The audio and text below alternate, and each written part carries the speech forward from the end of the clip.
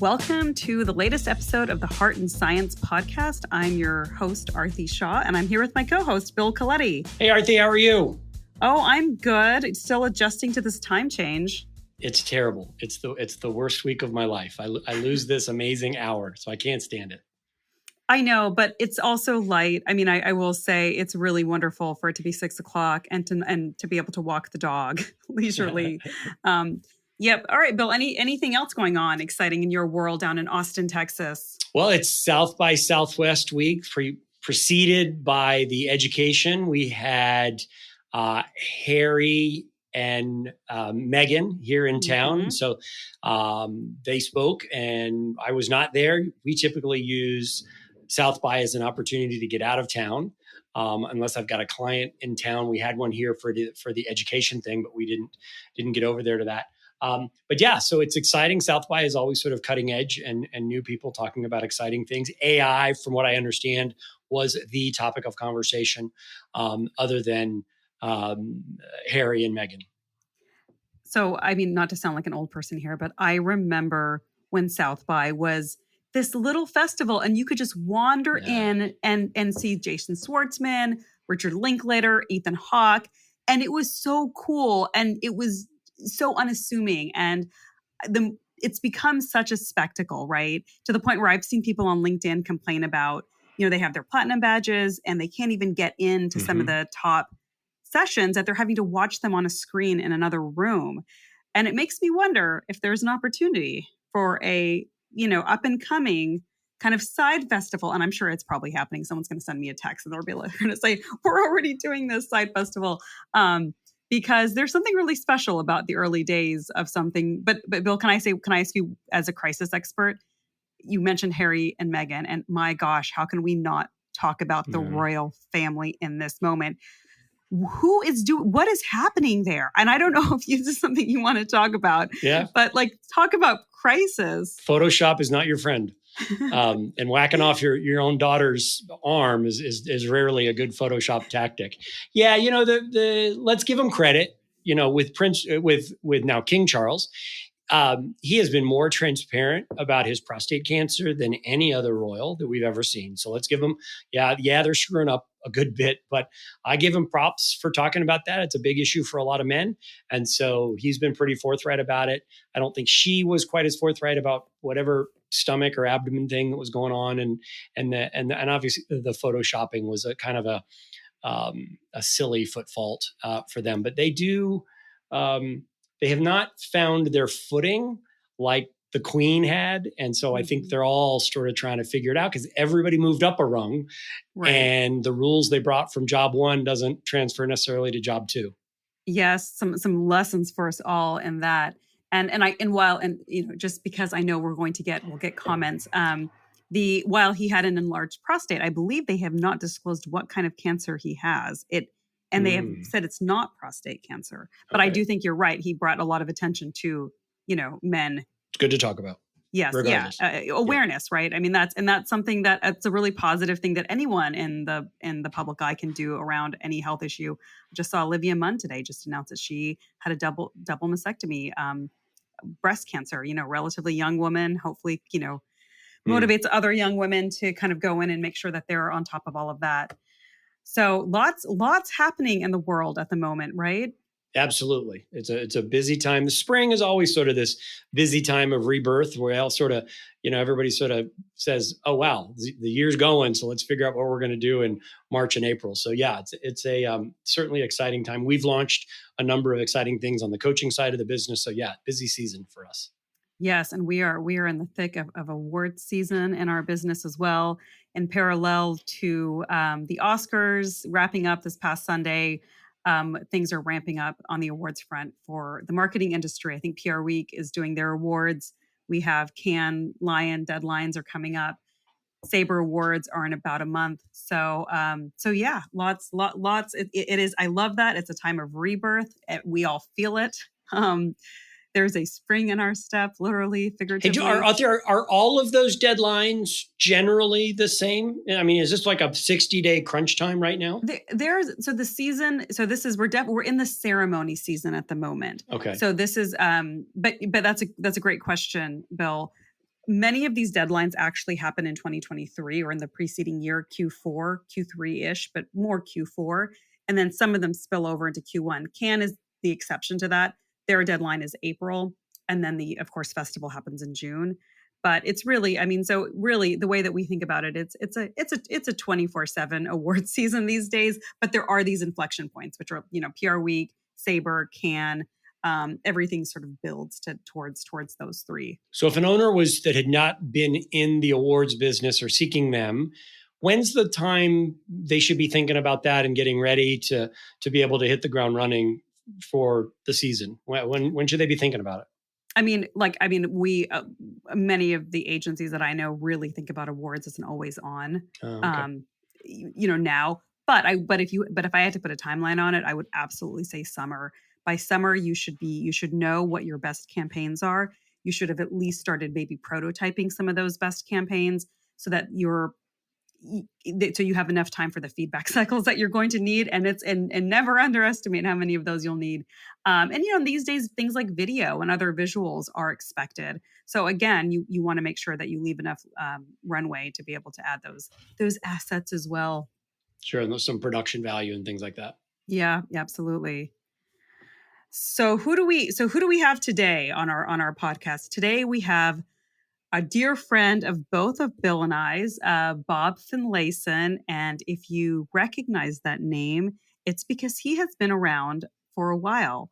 His experience spans everything from launching Xbox for Edelman, tells you a little bit about how long he's been in our business, to working at Highwire, which, is a relatively new agency to the landscape. And he's just collected a really diverse range of experiences along the way, working with relatively small shops, working with financial comms to like behemoths like Salesforce.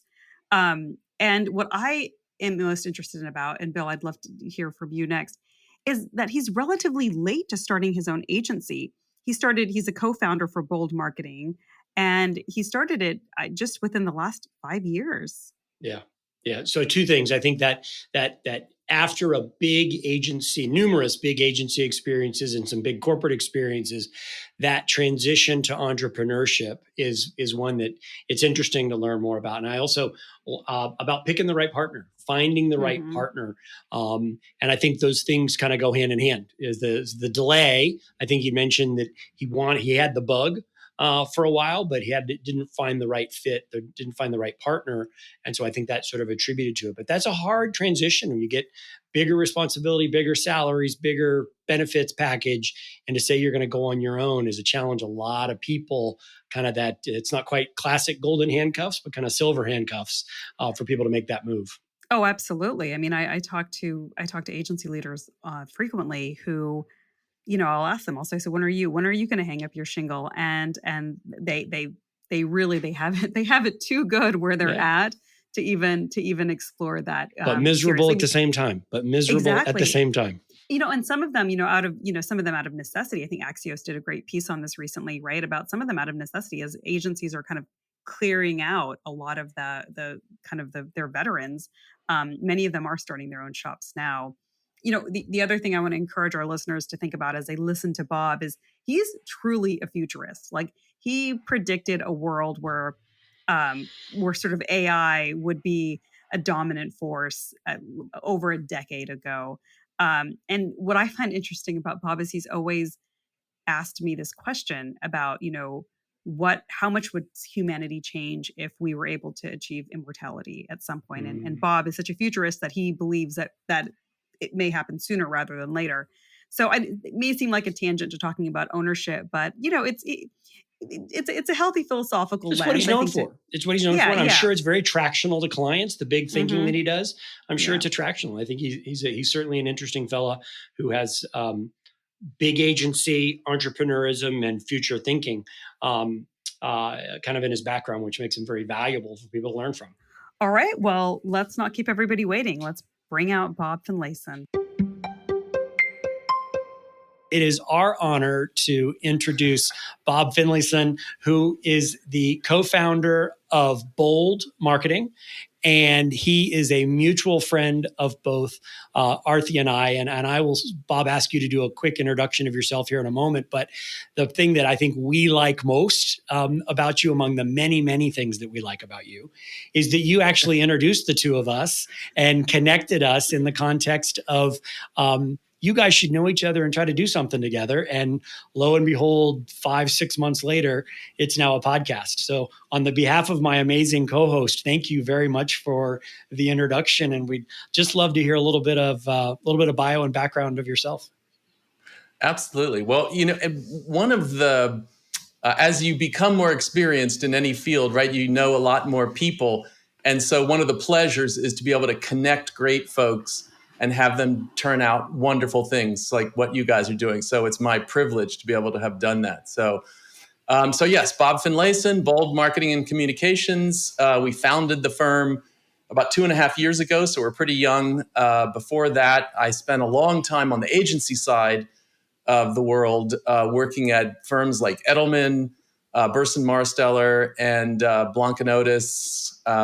So spent a lot of time in the Bay Area and also in Seattle, working mostly with tech companies, and really had the privilege to work with some great names in the business over that time, and some great brands, Microsoft and HP and SAP and Oracle. So it's been a really exciting career, and started my own firm a couple of years ago when I found the ideal partner in a guy named Paul Bernardo. So that's how it came to be. That's awesome. That's awesome. So right off the top, as best as you can, compare and contrast your big agency, because you've worked with you've had leadership positions with some of the world's largest firms. And right at the outset, compare and contrast that experience from client service, the way you lead, the way you manage, the way you sort of bring creativity. Compare and contrast that with now doing it with Paul and doing it on your own. Just level set for everybody, the big global for where you are now. Yeah, I mean, the big global agencies serve a really important part in the market, right? They tend to work with mostly large companies that need broad services, and that might include great geographic reach, offices in many different regions and in many different countries, and so that's the market that they serve best. Whereas Bold is a boutique firm, we're very selective about our clients. We do work mostly with enterprises, fairly large companies, although also well-funded startups, I guess, would be the other group. And we're very focused on providing marketing support. That includes everything from content creation, helping them understand their audiences through customer personas, helping build out customer journeys, and that kind of work. So we're very focused, whereas the big agencies tend to be very broad. They have very large teams. So I think that's kind of a top line differentiator. Do you identify as a challenger firm? Well, yes, I think everybody wants to do that, don't they? I mean, I think we look at ourselves as being working with the latest technology, working with the latest practices. My partner likes to say, if it's a best practice, we don't do it because it's already passé. And so, we're a challenger brand, certainly in the way we think of ourselves, and the kind of clients that we like to work with and help them do new and interesting things. You mentioned your business partner, Paul, several times, and I'm just curious, can you tell us a little bit about how you all met and how you knew that he was the ideal partner for you to launch this venture? Yeah, that's actually a really good question, because I think one of the things that anybody who's started an agency knows that there are several options, right? One is that you start it on your own, you build it from there, you bring on a team, but you're the principal, the only principal. Another is to look for a partner or multiple partners. In looking at other agencies over the years, it was my view that the most successful are the ones that have multiple partners, because no one person can do everything. You can't be everything, and you can't be everywhere. and you can't be the right person for every client. So when you have a partner, that gives you a lot more depth, in my view. So Paul and his career is the mirror image of mine. He's been on the client side his whole career, right? So I've been mostly on the agency side, and he's been mostly on the client side. And so I pitched him, in fact, at least once for his business when I was on the agency in the agency world, working with looking at his type of clients. And so we met and knew each other and really liked each other. And then a couple of years ago, when Paul was getting ready to leave where he was, he came to me and he asked me about starting an agency. And we got to talking. We found that we were very aligned in our thinking about what needs to happen, what needs to change, what really is, how new technologies and new strategies of approaching the marketplace can be enable us to do something different. And we just were like, we should do this together. So it was kind of a magical moment, if you will. If you went back to that first meeting when I think you said he called you, and if there was the sort of, everybody talks about the cocktail napkin where they sketch out business plans, and so whether you have a cocktail napkin or not is beside the point.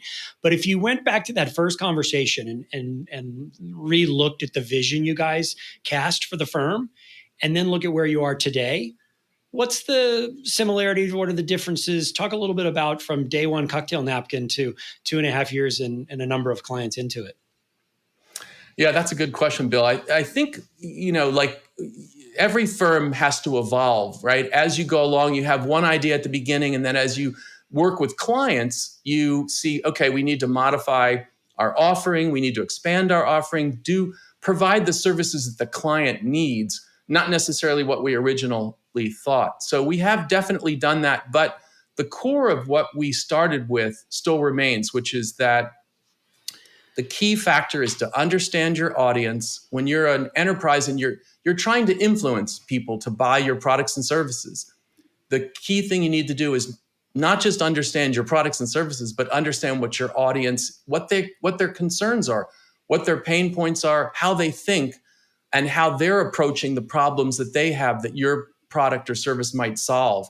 So, our goal was to do that with data. How do we understand using data, not just a gut instinct, but really diving into the data of online conversations, which serve as almost like focus groups, as well as building out customer personas. What do these people care about? How do they approach things? And then also looking at what we call the architecture of purchase, which is how these enterprises put together a buying committee, who's on it, who do you need to influence, and how do you need to influence those people? So that was the thing that we started with, which was, we saw a lot of companies sort of touting their products and services without really understanding the audience that they were trying to reach and what their needs were. So who's your client? Like, who are you sort of selling your services to? Is it marketing? Is it comms? It's mostly marketing. We do also do some comms work. Mostly that's around thought leadership campaigns where those two tie together. But our primary client is a VP of marketing, a CMO, a VP of demand generation. But sometimes it could be a chief communications officer who's looking at building out a content program that's really going to move the company forward, drive demand. So it could be, any one of those people. Let's go back for a second, and I want to ask you another question about having a business partner, because I think that is really important. And from my lens, I have talked to agency founders who will sing the praises of both ends of that spectrum, right? There's agency owners who famously will say, I will pay people the highest salaries that they can imagine, but I will not give equity. Like they will, and there is a right, and on the other end of that, there are like yourself, Bob, folks who said, I would not have done this without a partner. I could not do this on my own. Having been in this now for 2.5 years, do you see more of the upsides of both of those? And would you still sort of advise entrepreneurs today to try to find a partner? And in what circumstances would you recommend somebody going at it by themselves? And a second part to this question would just be, and how do you resolve conflicts and challenges as they come up? Well, let me take the last part of that question first, because I think that's really key. When you have a partner, one of the advantages is that you don't see everything alike, right? Paul and I challenge each other all the time. And we get into these conversations where like, basically looking at something from very different perspectives. And then at the end of the day, we come away with something better. Sometimes I convince him and he's like, okay, I think you're right about this. But whatever the end result is, or sometimes he convinces me, but the end result is always better because we challenge each other. We look at the things we're doing and say, how could this be done better? Why are you doing it this way? Why did you make that decision? And I think that is something that you cannot get from people who you employ because, for the obvious reasons, people are fearful often of challenging the boss. And I think that's what a partner does. And as we expand, our goal will be to look at potentially bringing on additional partners, people that have skin in the game. We have a great team, by the way, I should say, and they're fabulous folks. And they do challenge us from time to time. But I think you really need somebody who has skin in the game, who's looking at the long-term prospects of the firm to make that work as effectively as possible. Was there, when you guys were sitting together in those initial conversations, I think you said he called, or that initial conversation, were there things you were looking for? Because you had not done this previously with a partner, correct? So it was Correct. A little bit of imagination. Were there critical path items that you were looking for around mindset, around beliefs, around behaviors, around industry? What was, I don't want to call it a test, but what were you looking for in those early days? Really someone to bounce things off of, who's at the same level. Who has the same goal, which is to grow the firm. Basically, that's the goal of every agency, I believe, to grow the firm, to serve clients really well, and to be known for the kind of work we do, so that clients are like, "Wow, that's a company I want to work with. That's an agency I want to work with." And so, to have somebody to challenge you, that was what I was looking for in a partner, as I mentioned. And I think that's the key. I mean, you can do it on your own, but it's very hard to bounce things off of someone who's not, got an equity position in the agency in a way that's really realistic. Yeah. So one of the things we talk about is this very gross categorization of agencies as lifestyle firms versus performance firms. It's a gross categorization, a lifestyle versus performance.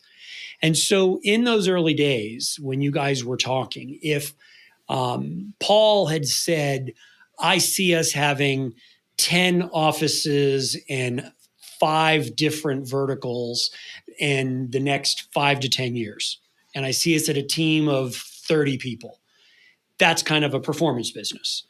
And I don't know where you were and your choice of those, but if even though you had someone you could bounce ideas off, someone you trusted, someone you liked, but their vision was performance and that didn't match with yours or vice versa, is that a non-starter? Or do you think you could sort of weld that together just on those good things that you had identified? Well, I think if you have fundamentally different ideas of where you want to take the firm, then that would be that could be a challenge. Right. But I think so. I don't. If one person wants to grow to be like 10 offices, I think you need more than 30 people. But then and the other person wants to keep it at one office and 30 people, then you probably have a disconnect. And we don't operate that way. I mean, neither one of us, we don't throw down demands. And that's another thing I think with a partner. You don't, you're not going to be successful with someone who says, well, I've got to do this way. I think if someone comes to you and says, you know what, I'm thinking about our growth strategy, I think maybe an office in X, Y, and Z would be a great idea. What do you think? Then you have a conversation, and that's how we work. And I believe that's how partners need to work. Following up on that, so you've mentioned a few times that sort of the goal was to grow the firm, and you also said that the plan is to stay a boutique agency. So tell me sort of what that looks like. Yeah, and so, but what does boutique agency mean, right? It doesn't necessarily. I can give you the industry standard. It would be under 10 million, right? I mean, that's typically how we think about boutique agencies. Yeah. And, again, like I said, we don't follow industry standards. I think of a boutique agency as one that services clients in a certain way. And it does tend to be smaller firms because they're able to do that. But for example, for part of our philosophy is that every account is partner led, right? So that limits you because there's only so many accounts you can do. So in order to expand, you have to have another partner to lead those clients. So, and that's the kind of boutique touch that we want to have on these clients, that you've got a partner leading your account there, a very senior experienced person who's going to be able to really help you drive your business forward. And that's the way we think about what boutique means.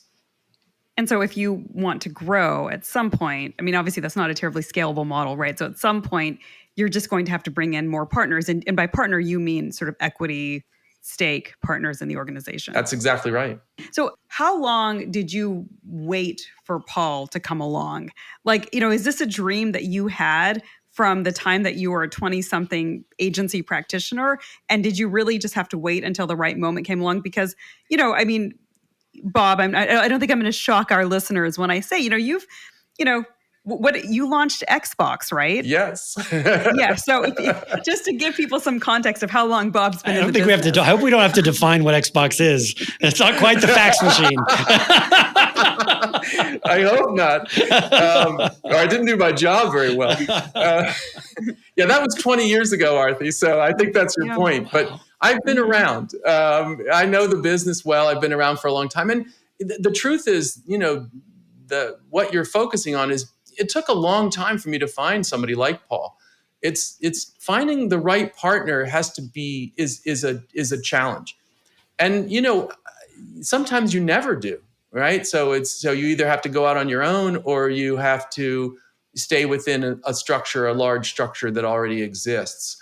But I always want, I'm an entrepreneurial person, right? I think you either are or you aren't. I'm not sure there's a middle ground there.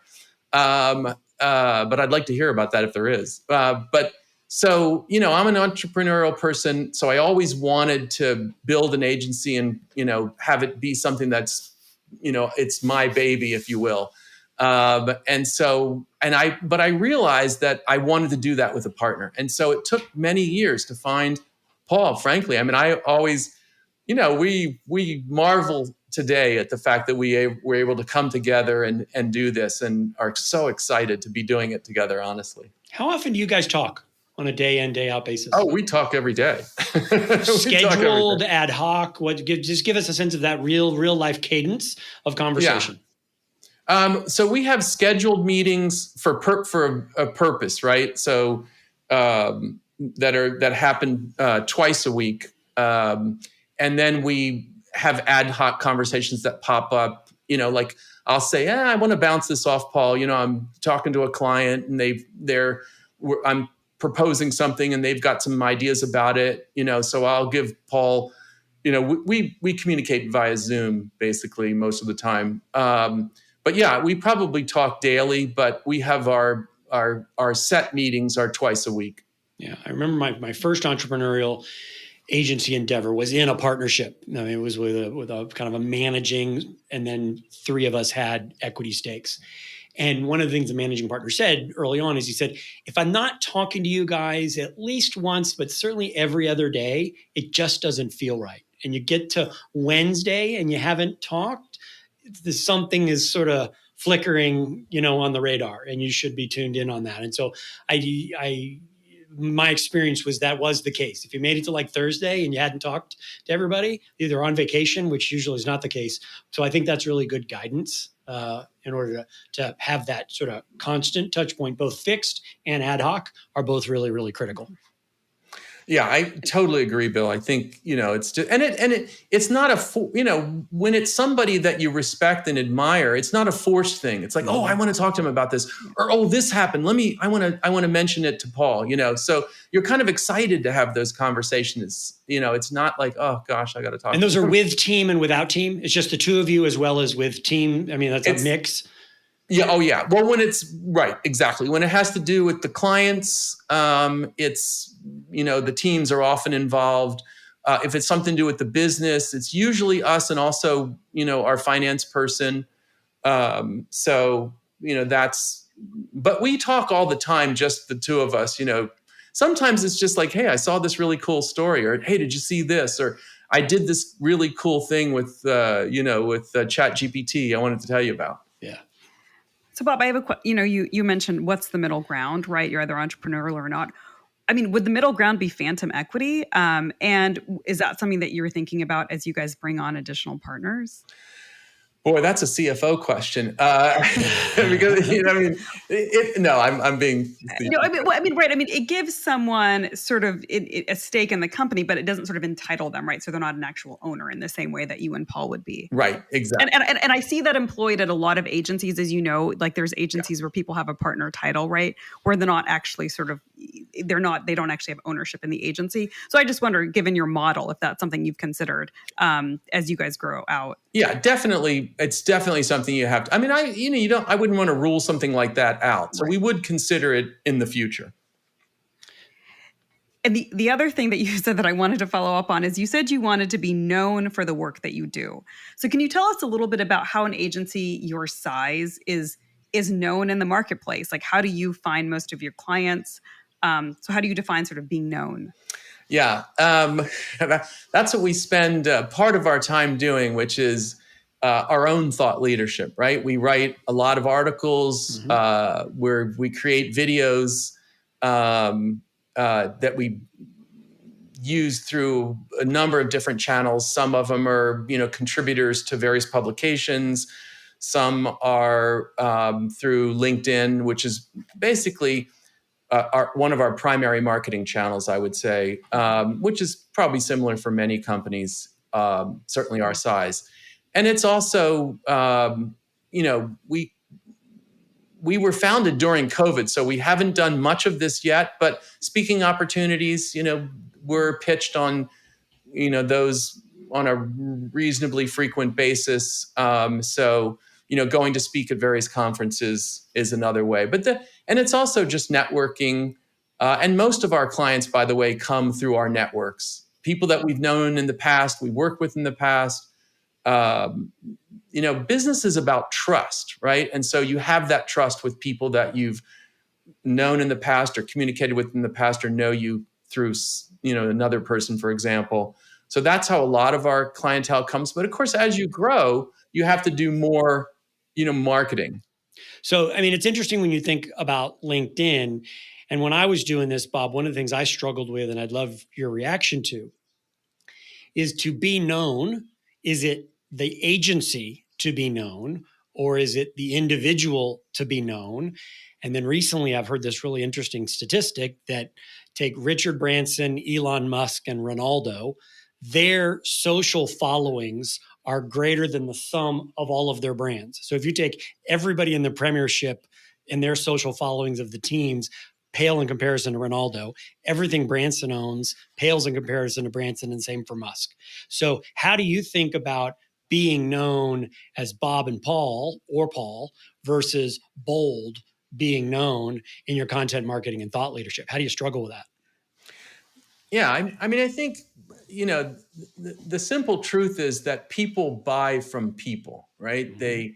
In this type of business. In other businesses, you buy a pair of Nikes, right? You don't care about the founder anymore or whatnot. Although you could argue that if you buy a Tesla, you're really buying Elon Musk. But, so at this stage of our growth, they're buying us. But building the bold brand is also important as we grow. So that it becomes more than the sum of two people, and ultimately it will be. But we're not super concerned about that. I mean, Paul and I both develop thought leadership content. It goes out under our Bold page on LinkedIn and under our own individual LinkedIn pages. So, that's a simple solution. I don't know if that answered the question, but it is. So, but it seems like you've thought about it, but your answer to it is kind of 50-50 it, or 33-33 it, kind of is the way you think about it. Yeah. Exactly. Yeah. Okay. We're not at the stage yet. We want to be, and we will be in the future, where people are saying, I want Bold. They're still sort of associating Paul and I with the brand. Well, but you made the decision not to have your names in the agency name. That is a very astute observation. Yes, indeed, we did. We did not want to be like the name type. Like Fleischman Hillard. Right. Although I would argue at this point, Fleischman, Hillard, Edelman, are they really people anymore? It's a brand. Agreed. I was using a pretty safe example. Although poor Hill and Knowlton, they don't exist anymore. We'll have a moment of silence for Hill and Knowlton. Yes, indeed. Yes, indeed. But to that end, to both of you, because I was in it for a little while, but not for as long as you guys have been in the big agency stuff. Does anybody say, get me fill in the blank, get me Edelman, like they would say, I need McKinsey? I mean, if you're a big CEO, and these are some of our clients, if you're a big CEO and you've got a big industrial challenge, get me McKinsey. And there's no RFP, there's no challenge. Do people say that anymore in the big industry space? I think so. Yes. Okay. Yeah, I absolutely think so. And to be fair, I think people will still say, I want Richard, right? I mean, Richard has CEOs of Fortune 50 companies in his cell phone, right? And they expect that he'll answer the phone. Again, like I don't want to speak for him, but I think that's a fair. I think it's safe to assume that. I wanted to ask a question. We've talked a lot about, you talked about your team, Bob, right? Can you describe, what the makeup of this team is? Is it freelancers? Is it full-time staff? And the reason I ask is one of the competitive advantages of being a boutique agency is often your employer brand, right? I mean, creating a culture that folks could buy into, values, and depending on what your mix is, whether you're primarily freelancers or whether you're full-time staff, I'd love to hear about how you kind of build a culture. But I guess maybe let's start with sort of what your team looks like. Is it full-time? Is it freelancers? A mix of both? Yeah, it's well, first of all, we're a virtual agency, right? We started during COVID, and we all got used to the virtual model, and we see no reason to change. When we do big client meetings, we often do them, we lease spaces to do those in, and they're readily available. And the reason it's powerful for us is because it allows us to work with very experienced people. So that may live in different locations and wouldn't necessarily come to a specific location. So that's kind of one of the benefits, is that our team is dispersed, and it is a combination of full-time employees, contractors, and some freelancers, as well as some other smaller firms that we might leverage for a certain specific skill set. So that's kind of how we balance out our teams. But ultimately, and of course, the client always knows who's on their team, and ultimately, either Paul or I are responsible for that business. So we feel very confident about that. But yeah, it's a mix, and because of our virtual nature, we've been able to tap into some really amazing talent that otherwise people in New York that we work with that they aren't going to move to the West Coast. And we don't want to have to open an office there for, one or two people. That's a challenge for many reasons. So the virtual nature of our firm allows us to have this more flexible model, which enables us to provide a wide range of services to our clients. When you think about your team, did you find them or did they find you? I mean, if you could just sort of look at the staff meeting, who found who in that sort of the group you have now? Yeah, it's actually, that's a good question, Bill, because to our surprise, people came to us and said, "Hey, I like what you're doing. Can I be involved?" And we were like, "Wow!" So most of the people, these are people. Again, I've been on the agency side a long time. Paul's been on the client side. We have a pretty good network, so they're mostly people that we know. and we've invited to be part of this entity. And so, but we've had some people surprisingly come and say, hey, and we work with a lot of, because a lot of what we do is we do data-driven work and creative work, and those are very different skill sets. So the creative folks tend to be writers with all kinds of different experiences and backgrounds.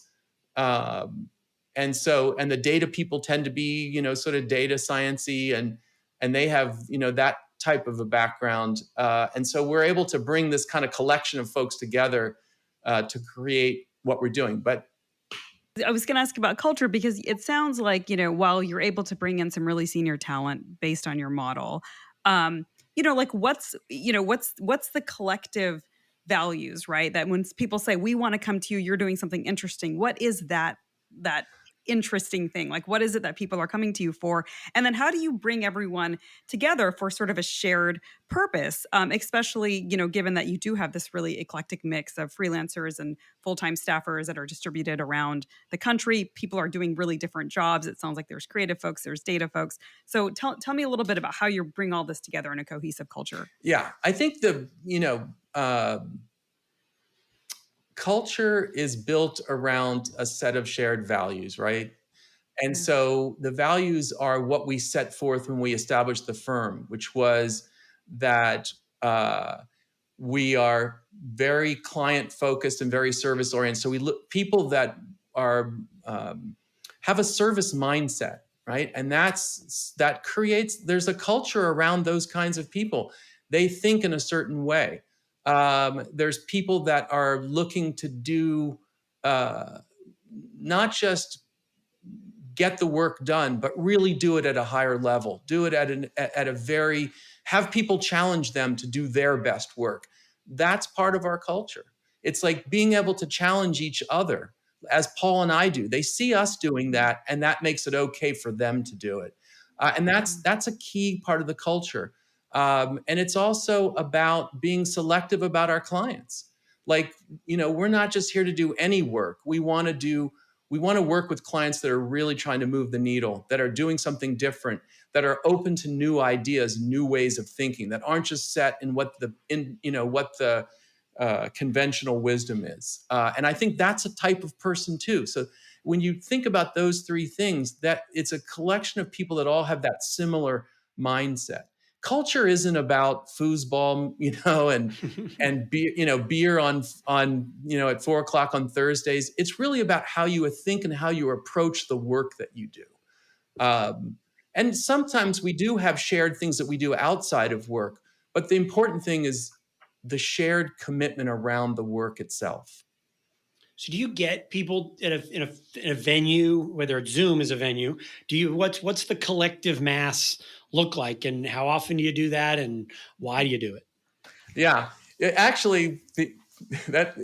we've been talking about this, because this is a very timely question, because the only time our whole team has ever been together has been on Zoom. We've done regionally, because people are dispersed, we've done get-togethers in person in different parts of the country, but not with the entire team. Yeah. And we've been thinking about, okay, should we get everybody together under one roof? And that's been a discussion point. We haven't done that yet. Yeah. And is it necessary? I mean, it's really interesting that there are people on our team some people that I've never met in person. I've only met over Zoom.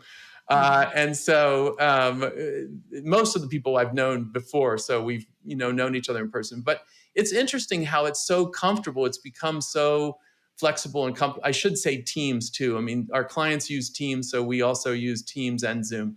Is that a shout out for Microsoft? Is that a Microsoft shout out? Yes, exactly. Google Former too, client. Google Meets. Yeah. But so do you think you'll do it this year? Will you have everybody together this year? What's your over under on that? We're talking about towards the end of the year. Okay. That's our thinking, but we haven't made any firm plan yet. And then the question is, where do we do it? Right? Yeah. Is it going to be East Coast? Is it West Coast? We try to do it in the middle? Rotate, man, rotate. You gotta, just cover off your bases. LA this year, New York next. Where is Paul based? Paul is in Northern California. He's okay. yeah. So, yeah. Okay. How often do the two of you see each other in person? At least monthly. Okay. By design or just through clients? It's by design, but I mean, the client thing happens all the time, so that's convenient. But we have we do a monthly strategy meeting that we usually do in person. Right. And you guys have an agenda. We use Traction, the EOS model. Do you have a way of communicating with each other in those strategy meetings, or just sort of shooting it around on good ideas? No, every meeting has an agenda. I love it. And it's like, I think it's really critical to have an agenda to decide what are we trying to accomplish and what do we need to cover. So even in those strategies, I mean, there are parts of it that are brainstorms, and we may bring in some of our team members to do that with. So it's, we're fairly flexible about that, but always an agenda. So we leave that meeting having accomplished something. Yeah, I've found that's critically valuable, because the informality of great conversation is a little bit like a sugar high. But if you want to get to the protein, you kind of have to work through the things that matter. And I've also, a partnership is a relationship. And relationships, as we all know, in various forms and constructs, are challenging. And so having rules of engagement are really valuable. And I think you guys have been very fortunate in the way you've come together, and the way you talk about it is good. But I do want to press in. Can you think of a time where you and Paul have had conflict and how you've worked it out? And you touched on it a little bit with Aarti's question previously, but is there an example of conflict, disagreement, or misalignment, and how did you work through it? We disagree all the time. It's like, that's part of our shtick. So, there's little things and there's big things, right? And it really is a matter of when you disagree, you have to. Well, first of all, I respect his point of view, even when I disagree with him. I think that's really important, and it's never personal, right? That is the key. It can't be personal. When you start taking it into a personal realm, then you've lost. Yeah. But we disagree. We respect each other's point of view, and we'll try to convince each other of, like, okay, here's another data point about why my perspective is the correct one. So we often go back and forth on that, and then a lot of times I'll be convinced, Paul. Okay, Paul, you know what? You're right. I was wrong about that. And I think admitting that you're wrong is another thing that is, and it's very hard for experienced people to do that, and for people who have had the chutzpah to start their own agency, right? I mean, it's those people have a hard time saying I'm wrong. At least I've noticed in my experience. So you have to be able to say, you know what, I'm wrong. You're right. You convinced me. So I think that's part of our process, and we share that with our teams. And I think they've come around to the same idea. It's like, oh, wow, right? I'm wrong about this. I might even have held that position for a long time, but you know what? Things have changed. That's no longer valid. And I think that's important to be able to acknowledge those kinds of things. So that's, usually we resolve things like that. Sometimes we decide we're going to both try a different, we're each going to try our own approach. And then we come back and say, okay, how did yours go? And then we see, what happened. And then we kind of rib each other a little bit. But that's generally how we resolve things. I don't know. Did that answer the question? Yeah, no, I mean, I think that's great. And I'll just say one more just related to that. And about decision making. It's similar to the conflict. How have you guys figured out when to cut bait and when to double down? When have you, so like you had one of these moments and you agreed that this is the thing. When do you say that's really not the thing? Or it's such the thing, it's just not there yet, so we need to double down. So what's your thinking around cut bait versus double down?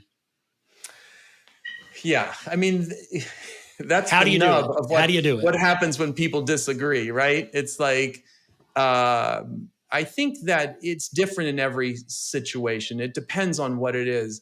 I mean, we're fundamentally aligned, so we don't have disagreements about that, which is really important. So everything that we do, when we do disagree with something, it's not something that's fundamental to what we're trying to accomplish. So one of us, sometimes we do a cooling off period. We're like, okay, let's table that for now, and let's talk about it, next week, if it's not a timely thing, and that often works. And then, because then we'll both think about it, and we'll come back and go like, okay, you know what? I think I agree with your perspective. Or how about if we do it like this? Would that make more sense and address some of the things that you raised? I think that, a back and forth is really what's necessary, but sometimes you need a cooling off period. I think that there's so many gems in what you just said, Bob, that I just want to recap it for our listeners. Respect. Amen. Try not to take things personally. Be able to admit when you're wrong. Having a sense of humor. And that cooling off period. I think those 5 nuggets, I think whether you're in a business partnership or just navigating relationships in general, I think, whether it's with your teams, colleagues, clients, I mean, I think those are just really important nuggets. And on that vein, I wanted to ask you a little bit about leadership during these, as we all like to call them, unprecedented times. I mean, you said you launched during the pandemic, right? During lockdown. So that in and of itself was sort of a unique kind of climate to launch in. Since then, what's happened, right? I mean, the tech sector has completely changed from 2020 to where we are today. The macroeconomic environment is very different. We have generative AI, which is completely disrupting our business. So tell us a little bit about, founding and leading an agency through such kind of volatile times. That's a really good question, and I think what we came to was that a very high degree of flexibility in what you want to do and how you accomplish it is required in this current time, right? I mean, it's not, and this has been building for a while. I think that the ability to be very flexible of mind is important now to be successful in any business, because things change very rapidly and you have to be able to adapt. And if you're stuck in a model and you can't change from best practices, as they say, then you're going to be in trouble. You have to adjust your practices all the time. I think the pandemic taught us that. It was, that's how we started. We kind of started in that crucible, and so Paul and I are both, we're lifelong learners, right? That's another thing I think that's critical for someone who wants to play this role, is you got to be a lifelong learner. You have to love learning. I mean, I spend my spare time reading about all kinds of different subjects, because I'm super interested in everything. And I think that's what allows me to bring certain value to what I do for clients. But you also have to have a flexibility of mind. Oh, this is new information. We have to adapt to this. We have to change to this. And I think that's what this time has taught us. But I think it's been coming for a while. And especially in the tech area, they see that things are changing. Business models that worked a few years ago are completely, irrelevant today. Do you regret that or miss that? Or are you excited about all of that change? Oh my gosh. As you know from my setting you up, buddy. hobby, I'm setting you up. Stand by. I love change. I love thinking about it. I even though some people don't like this term, but I think of myself as a futurist. Like, what's going to happen? Where are things going to go? I'm always thinking about, what does this mean? What's the big picture? Let's see, what was it? Nesbitt that wrote that book many, many years ago called Megatrends. Absolutely. Yeah. And I think that, it's been updated a little bit, and there's been others, Super Forecasters. They did Asia. Yep. Yeah. I mean, that the idea that you look at these trends and you try to figure out where they're going. And it's really important in our business, right? Because clients need not to be where they are today. They need to understand where they're going. And that's what we help them do. So they can adapt to what that coming future is, short term, medium term, and long term. Yeah. So one of my, a very wise podcast co-host said that people are viewing. That's you, Aarti. Are viewing AI with fear and fascination. And I'd love to hear you react to that, Bob. How are you viewing AI and generative AI and using it as a tool in our agencies? And then I want to ask you a follow-up to that, but just talk a little bit about that axis of fear and fascination.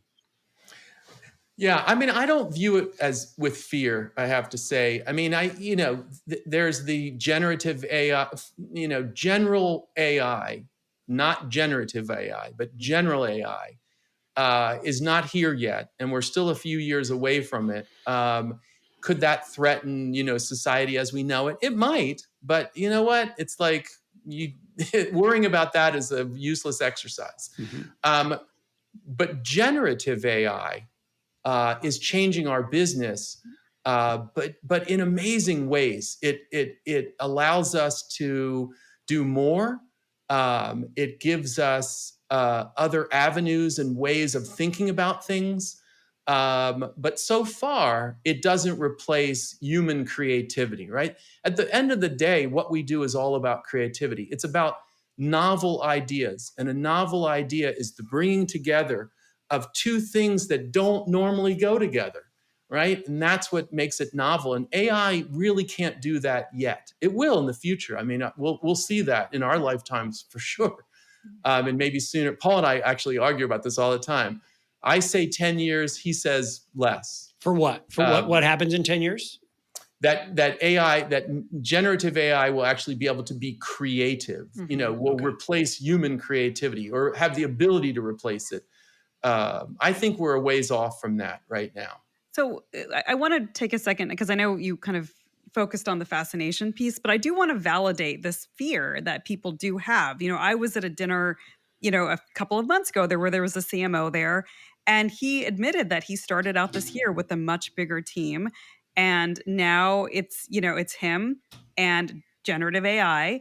And this particular dinner was being hosted by an agency, and he looked at the agency, the leadership in that room, and he said, "And I'm pretty sure that I won't need you in about a year's time." So I think there is something to be said for this apprehension and this anxiety that the industry is feeling. I know Google just came out and said that their sort of ongoing layoffs have not been related to AI. And that AI is not necessarily replacing jobs, to your point, Bob. Yeah. But I mean, as you think about, you're in the field of content. We're all, we're in an hourly billing model. AI's automated a lot of tasks. It's made it faster. So, I mean, realistically, like, where do you see things? Like, how do you see your business changing on the back of generative AI? Yeah, I think what's important is to think about, why do clients work with agencies, right?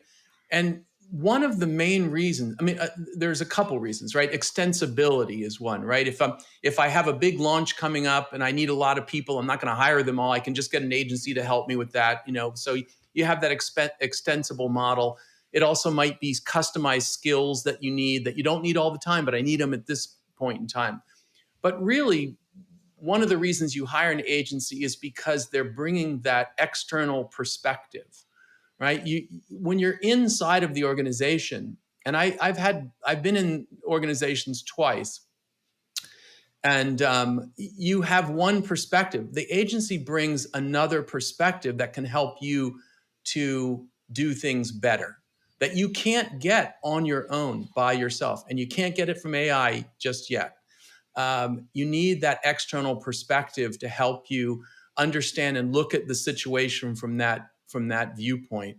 And also, agencies have to adapt to what clients need in this world of AI, right? You think of an illustrator. You can replace an illustrator by using one of the generative AI models. Well, you can to a certain extent. But one of the things that an illustrator does, besides just create the illustration, is to conceptualize what the client is asking for. What is the visual that's needed to bring that idea to life? The illustrator is also processing that. The client might be able to do that themselves by iterating many times through this. but oftentimes they're not sure exactly what they need. And that's where the creativity of a person who works with images, can be valuable. Again, all these things can change over time and different people may have different perspectives, but I still think there's a lot of value in the way that creative people think. It's not just about the execution, which is what, generative AI can give you. Yeah. So we foreshadowed a little bit. You are the best-selling author of a science fiction series, Gene Pool. For those of you, it's on Amazon. For those of you that want to check out Gene Pool.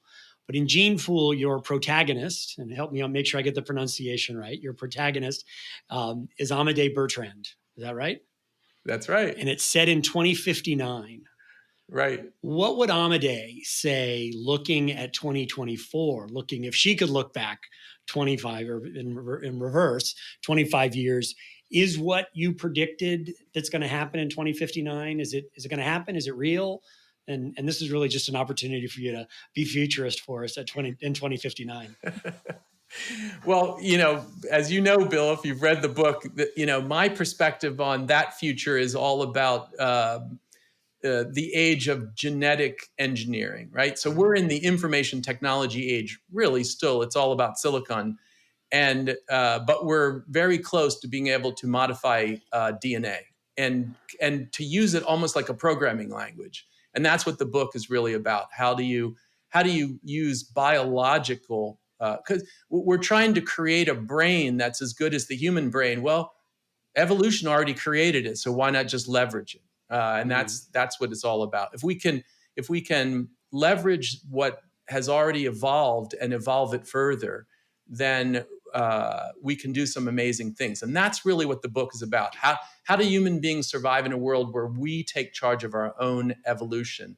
And I think Amédée would look back and see things like CRISPR and the stuff that's happening with the genetic work that's going on right now and say, yeah, I totally see the path.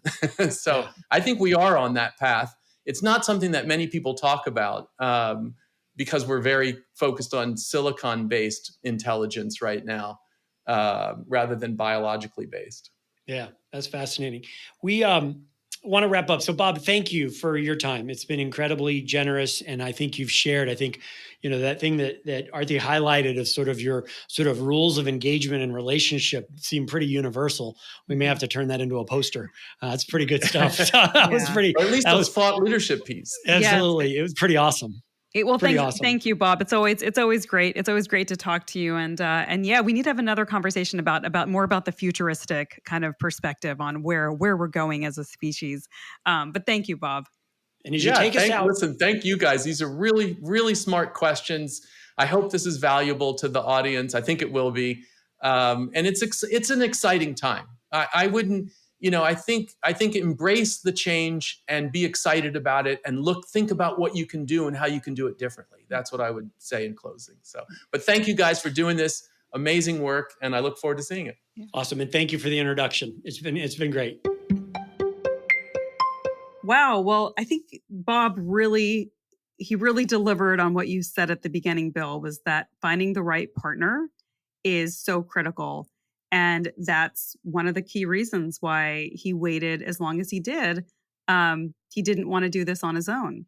Yeah. And I think it's lucky. I think a lot of agency owners find it.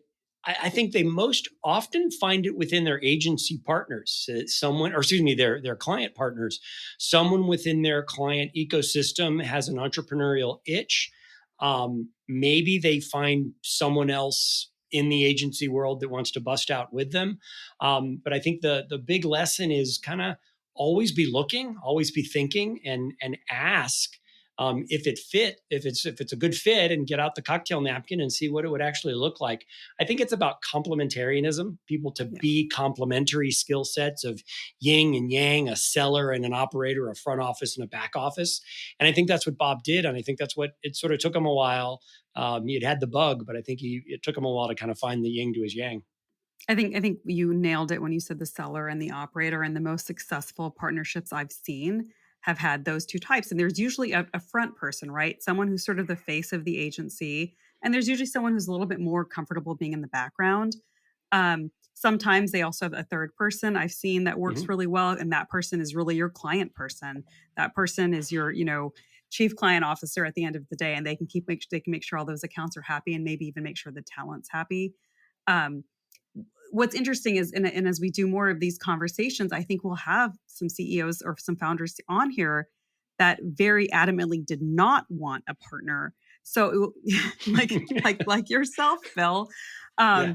And and even when I started my journey, I remember saying, oh gosh, well maybe it'd be better to do this with somebody. And I had many folks tell me, no, you don't want you if you need help, hire somebody, but don't don't go into partnership lightly. And on that note, Bob had a couple of ideas or some rules, I guess, in terms of a successful partnership. And those were, just to recap those, Mm-hmm. respect each other, don't take things personally, admit when you're wrong, have a good sense of humor, and have a cooling off period after sort of intense conversations. And I found all of those to be, really they could be applicable to pretty much any relationship. Yeah, I was going to say that's good for a podcast partner as well as your husband or wife. So yeah, exactly. So I think all those are great rules to live by. The one that I wish I had kind of pushed on him a little bit more on was don't take things personally, because I think that's about as effective as telling an anxious person to relax if something does land with you personally, right? So I was thinking about that, and I actually did some research on that, and the Harvard Business Review actually did an article recently on how not to take things personally at work, and I liked they had a couple of suggestions, but two that stood out to me. One was interrupt internalization. So once you hear yourself taking something personally and saying, oh, wow, well, they only, they think that I'm not good at X or whatever it might be, like interrupt that thought. And then the other one was, I thought that was really good, was build immunity to your fears. And the way you do that is you just sort of, like the way you do any sort of immunity, you practice by sort of, maybe smaller moments, right? Where maybe you don't feel, things aren't feeling as personal, but in that moment, interrupt the internalization, even if it feels fairly minor. Just start building that muscle. Yeah, absolutely. And then the great article, by the way, and I think we'll include that in the show notes so people can see that. But I also think it's this context for me to not take things personally. Is you're in a partnership with someone that you trust, someone that you respect, and giving people the benefit of the doubt helps with that, not taking it personally, is that they are coming from, and we talk about this with some of our coaching clients about, when they're trying to transition their firm to their team and the team isn't really aligned, is they're doing the best they can with what they have.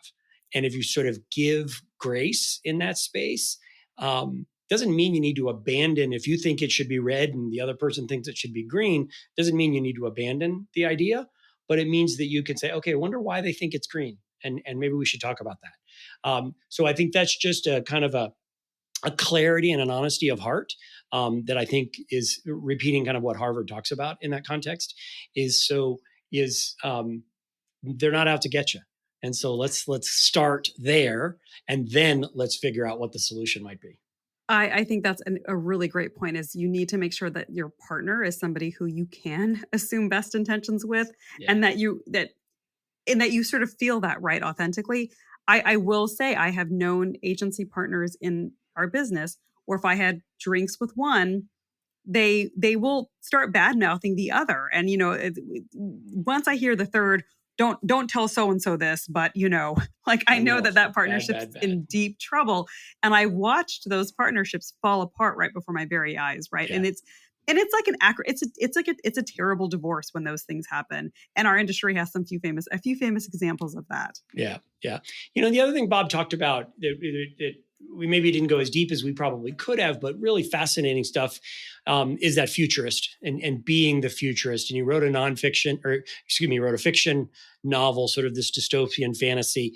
And it's talking about the world, 50 years from now. And so it was really, really fascinating the way he talked about that. And I am sure that as he pitches clients, you can just see him light up on that topic.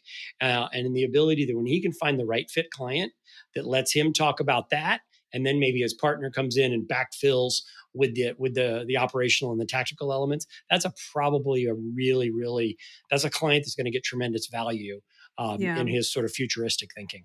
Oh, absolutely. I mean, his fascination with technology and his willingness to embrace it versus sort of having a fear, sort of a fear first approach to it. And to be fair, a lot of like we were talking about AI, right? I was actually reading a media sentiment analysis of AI, and it's been so negative, right, over the last year. And a lot of it has been about its impact on the workforce, right? I mean, even today, there was a story about IBM layoffs in the marketing department, and the thread was made between that and AI and the layoffs that are happening in marketing departments everywhere. But what I like about Bob is he does seek out, the opportunities here without being completely naive to the impact that this could have on the labor force. Yeah. Sometimes I found futurists just to be kind of in their la la land, and they create their own reality future state. But no, Bob's, I think, grounded in what needs to be done, and also, move product, which is what I think kind of is sort of as a good marketer mindset that he has. Yeah. Great conversation. And one of many that we're going to continue on in the podcast. Yeah, that was a great conversation, and hopefully there'll be more like that. Well, thanks everyone for listening, and we will see you next time on the Heart and Science podcast with another founder with another story.